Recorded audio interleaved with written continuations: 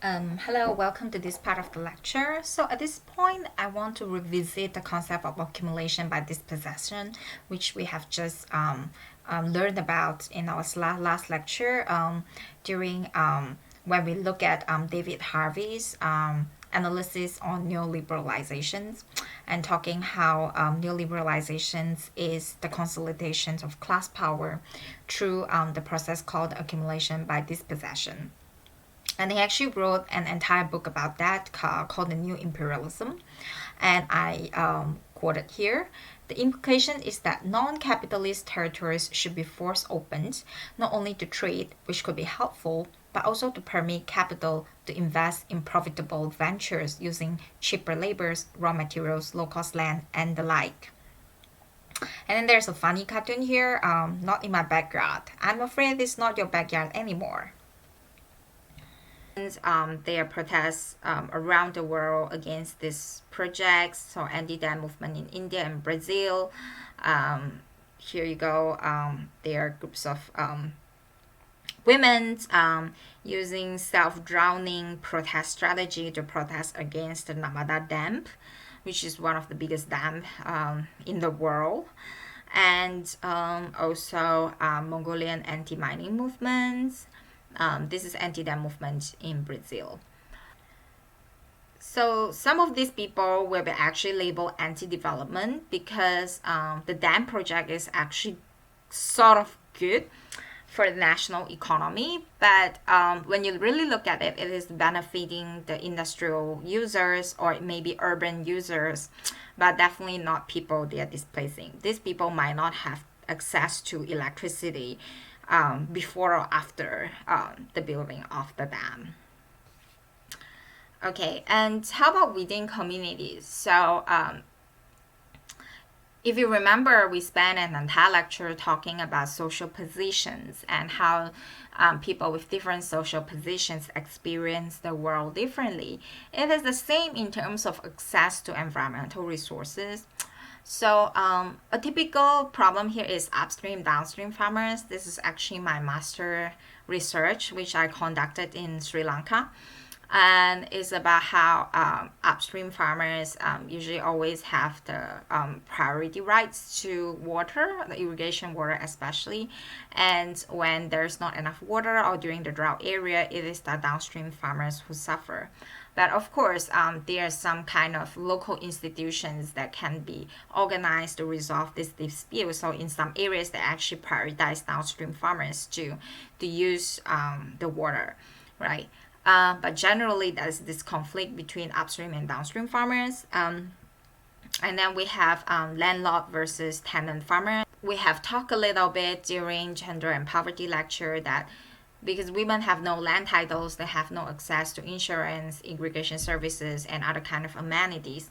So it's the same here. If you are land titles holders versus that if you are tenant farmers, you are distributed different levels of resources, including environmental resources. And then men and women, right? A few examples here is like, for example, in an area, if there's a mining project that will involve deforestation, the men will agree because they might find employments in the mining project and they can't mine the area. But women, they might rely much more on the forest to collect forest products, medicinal products to use for family, or some non-timber forest products to sell in the market to add some income, or even to collect fodder or firewood to maintain the household, which are not tasks typically conducted by men. So these gender divisions of labor also will determine the environmental inequalities between gender when a project is implemented in an area. And then we have classism and racism within communities too, definitely. And then we have caste in South Asia.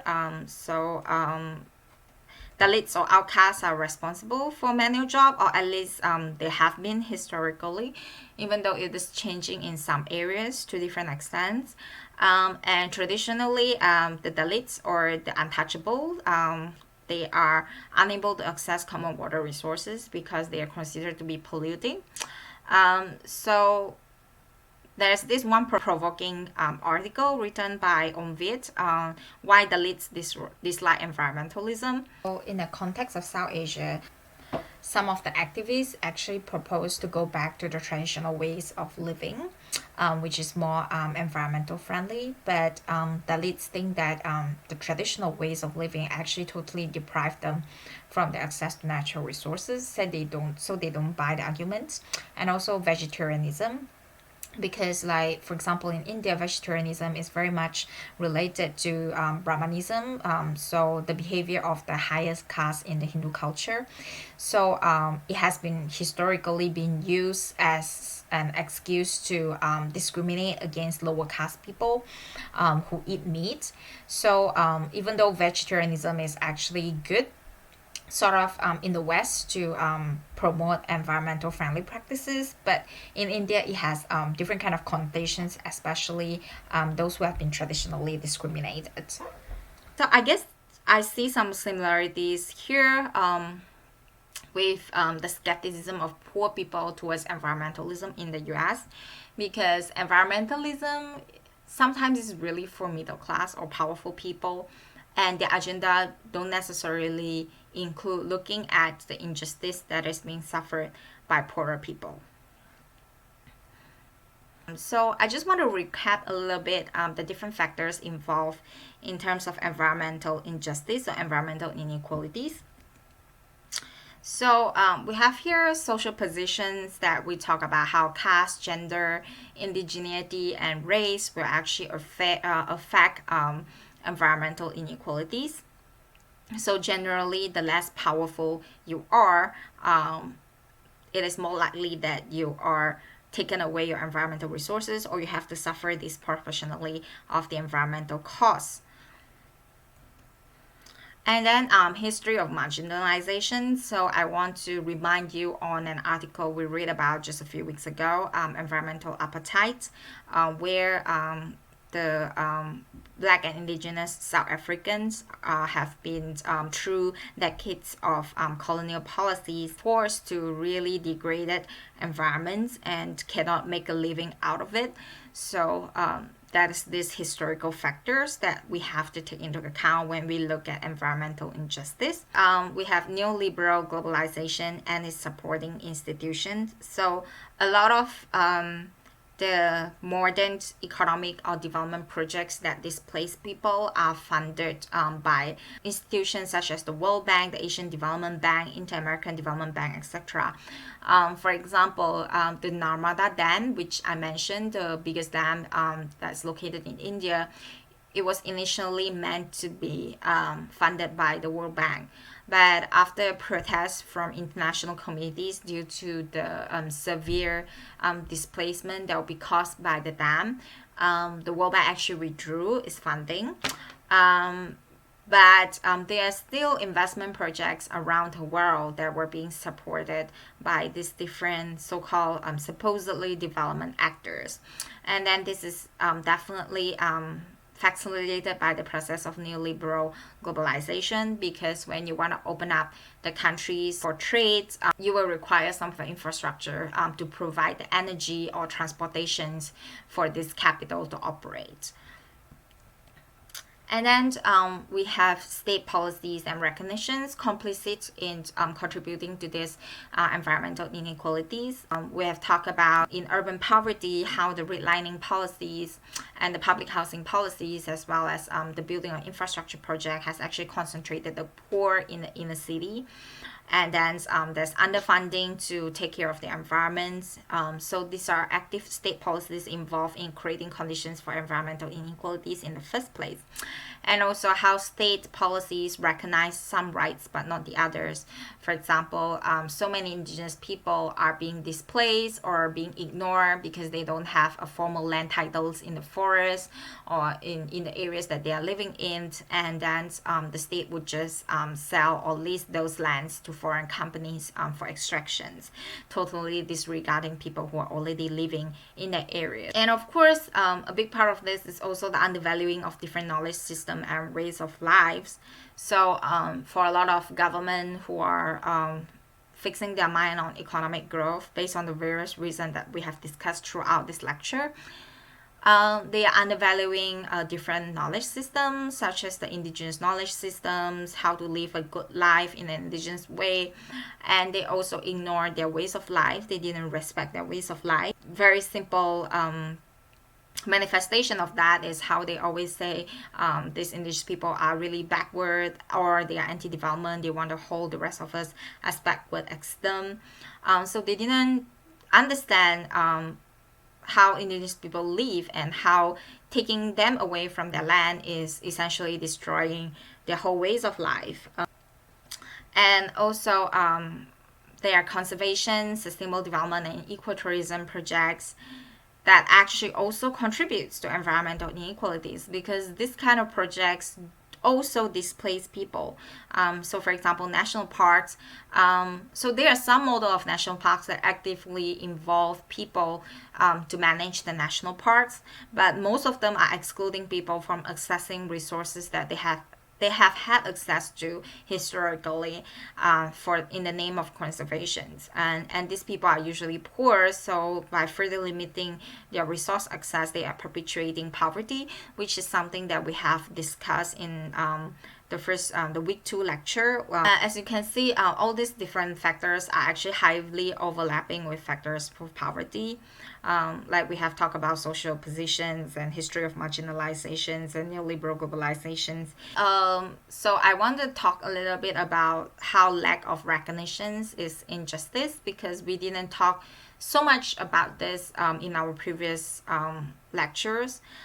So we usually recognize people as being poor and deprived, but we don't recognize them to have their own knowledge, own desire, own power in making decisions about their own lives.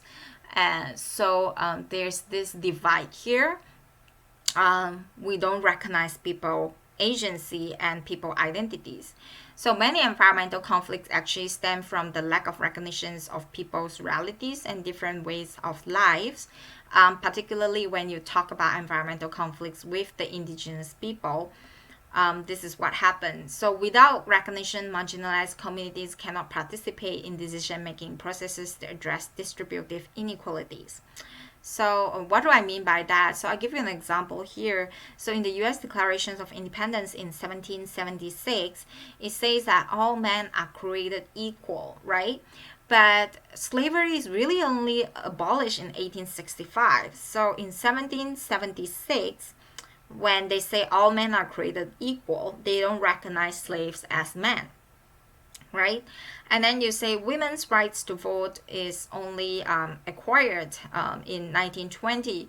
So at that time also women are not recognized as equal as men, right? So when you don't have recognitions of people, you cannot view them at the same level as you, therefore have similar rights or similar understanding, or even have their own ability to decide what's good for them, right? So recognitions of what? Acknowledgement of not only equal rights, but the pluralities of people's life, including identities integrated with environment and way of life. So for some people, they have been always in the fishing community. So fishing is part of their life. So you don't just relocate them and ask them to do something else. Similarly with indigenous people who hunt and gather, hunting might have a sacred components in their lives, so you don't just ask them to change their lifestyles, even if you provide them with the means. But most of the time, they are not provided with the means, even when they are being displaced. And then also recognizing and acknowledging people's territories. Territories are the spaces in which people build social, political, economic, and cultural life. So territories might include places with your ancestor grave, with hunting, gathering, playing, and rituals, activities being carried out by you and your family. And also acknowledging people knowledge and belief system. For example, in the conservation projects, you want to acknowledge that people have been living with the environments for maybe since time immemorial.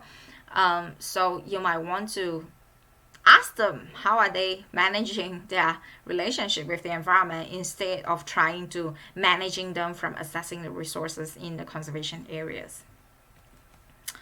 Okay, so this is just to show you indigenous resistance that I talk about earlier in different parts of the world. We have in the US, the Standing Rock, Mexico, the Zapatista, and Malaysia, the Penang people, etc. And I don't have time to go into each of this, and we will return to social movements at the end of this class. So for now, if you're interested, you can go dig out all these things by yourself. But just to tell you that this is a common phenomenon worldwide and linked by neoliberalizations. And then finally, just want to say that recognition, participation, and distribution is three interlinking circles of concerns for justice. If you are being recognized, then you can participate in the process. If people recognize you as a valid decision maker, then they will invite you to participate in the decision making process, and then you will achieve distribution justice, right? So when we talk about environmental equalities or environmental justice, we need to have these three components. And okay, so last but not least, I want to ask the questions about the SDGs and environmental justice. So I want to ask you to explore Goal 12, Responsible Consumption and Productions of SDG in the UN website. So look at its indicators and look at its progress so far.